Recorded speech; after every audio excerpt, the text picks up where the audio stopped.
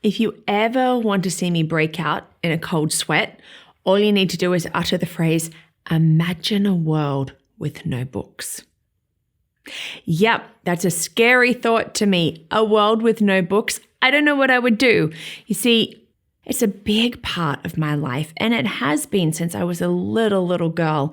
And I'm always with a book. I have a book with me at all times, just in case I have a few minutes that I can read. I can't imagine a world without books, and I don't want to imagine a world without books. Books are so important, and that's what I want to talk about today.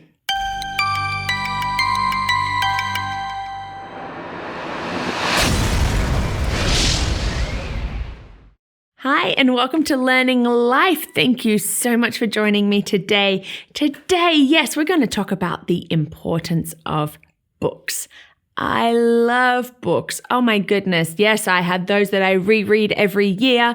I have those that I just simply can't part with because they are such close family members. I'm always with a book. You know what? I love reading. Do you love reading? Do you? Hey, if you do, why not check out my website, learningthis.life, which has the blog posts that go along with these videos. And if you like the videos, subscribe, shoot me a comment to say, hey, I like reading too, because I would love to hear from you. Now, a world without books, it's a scary thought, isn't it? Some people have tried throughout history. They have honestly tried to get rid of books. And we often think of the famous ones like the Nazi regime in World War II, and those big book burnings. Or, maybe we've even read Fahrenheit 451 by Ray Bradbury, the dystopian society where books are banned. Those sort of maybe are our two main ideas. But, throughout history, there's been many book burnings and destructions. Even way back in the 3rd century in China, they're burning books and burying the scholars. Crazy, I know, but it's not just in the past. It's also happened recently, like in Cairo in 2011, trying to burn the big Egyptian Institute in Cairo. That's why all these amazing books that were destroyed. It's not just historical. And even in the last decade, there's been several instances of burning of books. It's not just historical. And it really does show the importance of books. Now, a house without books is like a room without windows, Heinrich Mann. Books allow us to see outside of ourselves. They open the windows of our minds. Our preconceived notions can be challenged. We're not just stuck here. We can be seeing other worlds, other places, new ideas, new thoughts. We need books for that. Books are lighthouses erected in the great sea of time, E.P. Whipple. History. Those lighthouses standing there going, whoa, whoa, whoa, look at this, look at this, look at this. We need to have history books so that we don't repeat the mistakes. Sadly, we seem to keep repeating mistakes, but we do need to read history books. Yes, I will agree that maybe some of those historical books have a bias and a bend on them according to people's opinion. Well, that's why I say don't just stick with one style of history book. Look at the narrative ones. Read ones of authors that you that go, I'm not sure that I would fundamentally agree with some of your ideas and what I've heard about you, but I want to read this and I want to read that and I want to put them together and I want to think. And I really can't reiterate that enough, especially when it comes to history books. If we're only going to stick to this is my understanding of history and so I feel comfortable here, we might be missing out on the much larger picture. We probably are missing out on the much larger picture. And I'm not one for, changing our history books. We need these things written down. We need history books. And we've got to stop going through and then just being let's just revise it and we'll take that out and we'll take that out. No, we actually need the hard and harsh truths as well so that we're not repeating it in the future. Whenever you read a good book, somewhere in the world, a door opens to allow in more light.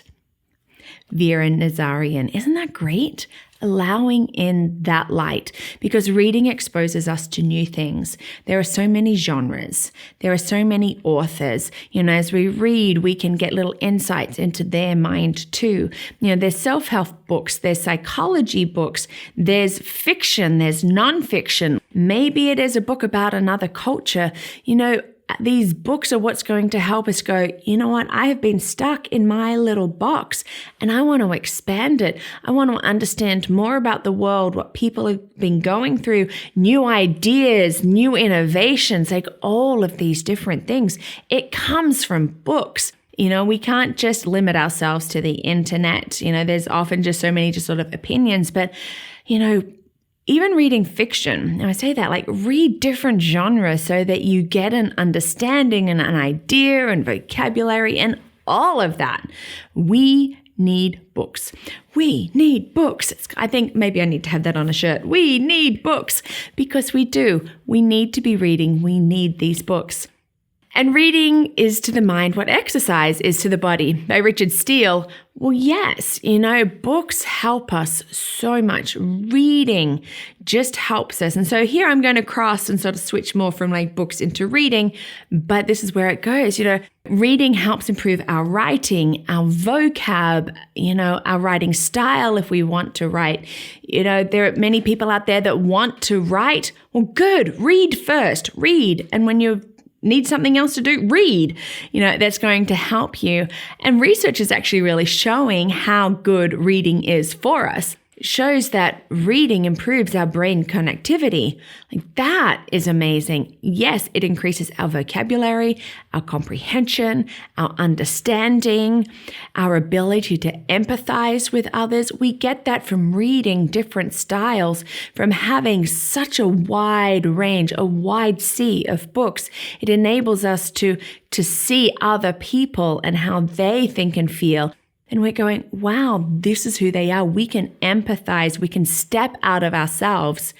Now, this is one that I agree with, that it aids in sleep readiness. My husband laughs, but I really struggle to fall asleep unless I've read a couple pages of a book. It's genetic, I'm sure, in my family, but to me, it really does. That reading just sort of helps settle my mind, unless it's a really exciting book. And then at 3 a.m., I'm still trying to get to the end because I want to know what happens. Reading can reduce stress, blood pressure, can lower heart rates. It can help to fight depression. This is amazing. It's also showing that those, especially the elderly, as they're reading, it helps to prevent cognitive decline. This is great. We should all be reading. Let's be reading. And one that I'm very grateful for, that apparently it contributes to a longer life. So therefore I'm going to be 500. Because of the amount that I read.